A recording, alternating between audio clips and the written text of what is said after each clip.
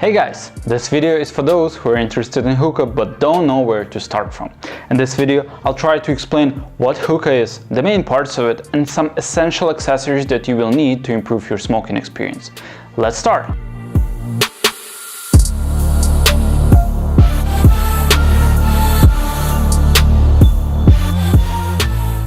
You might have heard that there are different names for the shisha. Shisha, hookah, nargile. They all have the same meaning but different roots. The word nargile is coming from the Persian word narghile, which is actually meaning the coconut. That is indeed true. The first hookah was made out of a coconut.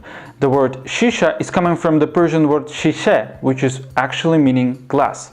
But no matter how it is called, we are all united by the joy of smoking hookah.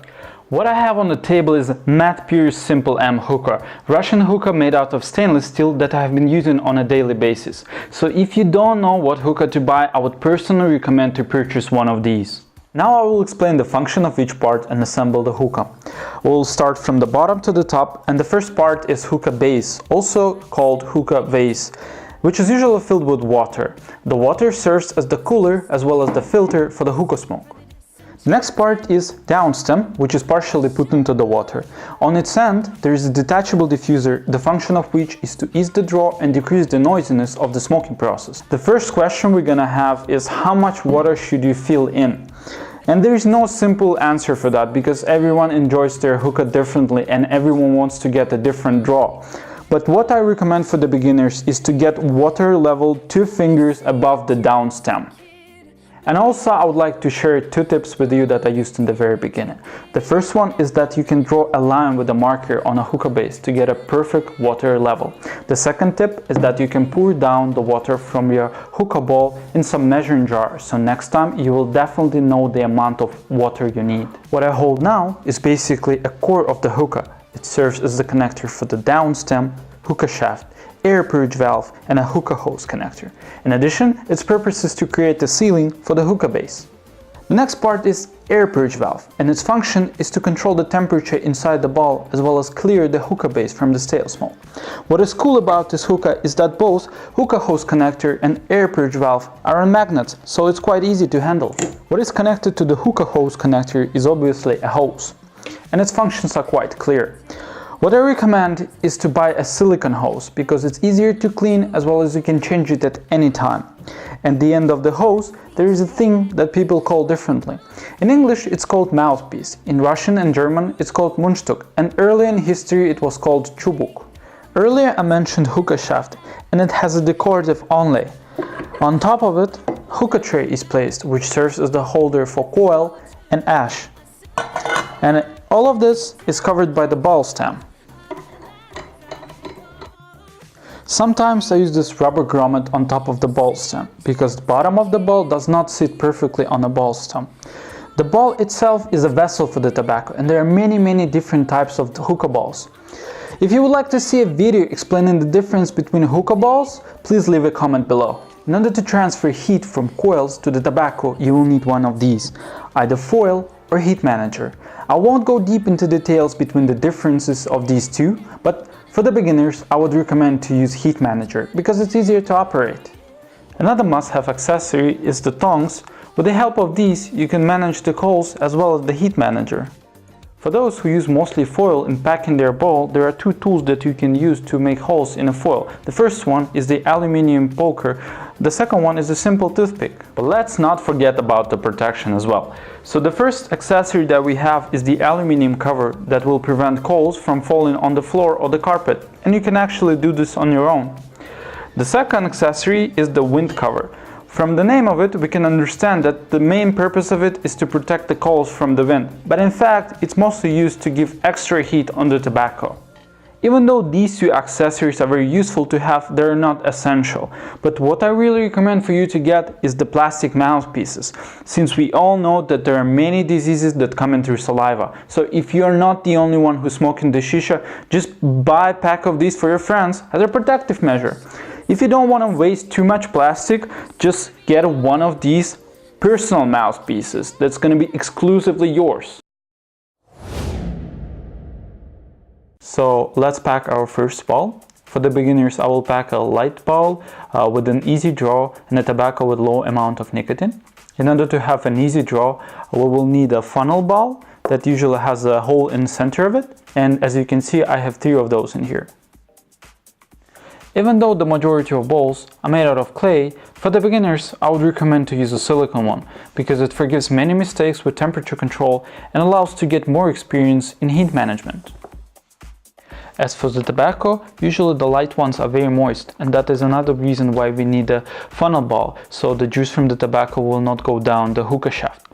One of my favorite light tobaccos is Social Smoke, and that's what we're gonna smoke today. It's important to know the capacity of your hookah bowl so the tobacco won't be wasted. For this pack, I'm gonna use Russian hookah bowl Oblaka size M, and its capacity is from 20 to 30 grams. It also has a glazed top, so it won't soak up too much smell from the tobacco. I don't recommend to pack light tobacco dense and overpack it. So for the beginners, I would recommend to leave a space of 2-3 mm between heat manager and the tobacco from the top of the hookah bowl. After I put tobacco in the bowl, I use this aluminum poker to make it more fluffy, so each tobacco leaf will get more heat and we will have bigger clouds of smoke. Our hookah bowl is ready, and all we need to do is to properly heat it up. Usually, I put 3 25 or 26 mm coals on top of the heat manager for 5-6 minutes, and then I start my draws. If there is too much heat, I just remove one coal. However, we should also consider that some of you don't have heat manager at home and use foil. We will pack another bowl with the most popular tobacco in the world, Al-Fakhr. Al-Fakhr has one of the best grapefruit flavors on the market, and that's what we are going to pack. Al-Fakhr is less moist than Social Smoke, so we might think of using a classic type of bowl. I have 3 of those in here as well. I don't go deep into the description of each bowl because I would like to make a separate video about them. So if you don't want to miss them, follow our Instagram page or YouTube channel. For this pack, I would like to use this no-name Turkish bowl.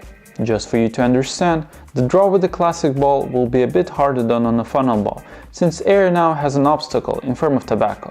However, it also gives a heavier buzz and again bigger clouds of smoke, since now heat goes throughout the entire blend, not just stop there like in funnel.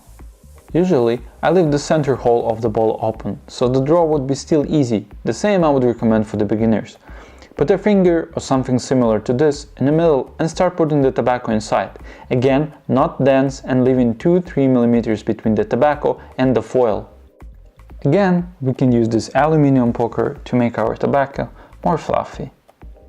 So basically, that's what we should have.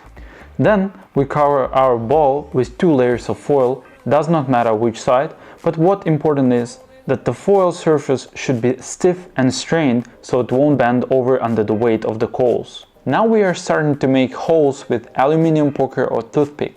No pattern needed. Just make holes evenly spread across the foil.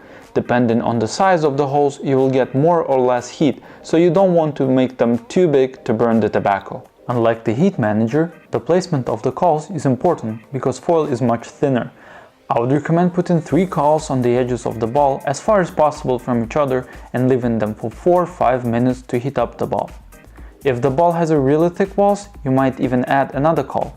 Then again, if you feel that there is too much heat and tobacco is burning, just remove 1 coal. Now we're gonna put 3 25 mm coconut coals. The reason why I recommend coconut coals is that they burn longer and they have less ash. And remember, never use quick lights, because most probably the only thing you're gonna taste is quick lights, not the tobacco. You should be sure that your coals are entirely red, otherwise there's gonna be emission of carbon monoxide, and which will result in a headache. I think guys, our hookah is ready. Let's try it.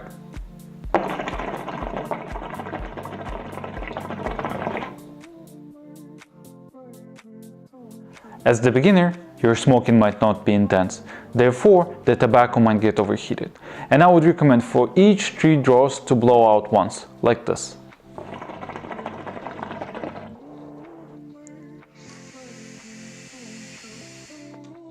I really hope you guys found this video useful. Please share it with your friends who like smoking shisha as well. Maybe they will learn something new. This video is the first video on this channel, and there are lots of things I would like to share with you. So if you have any questions, suggestions, or topics of interest, please write them in the comments below.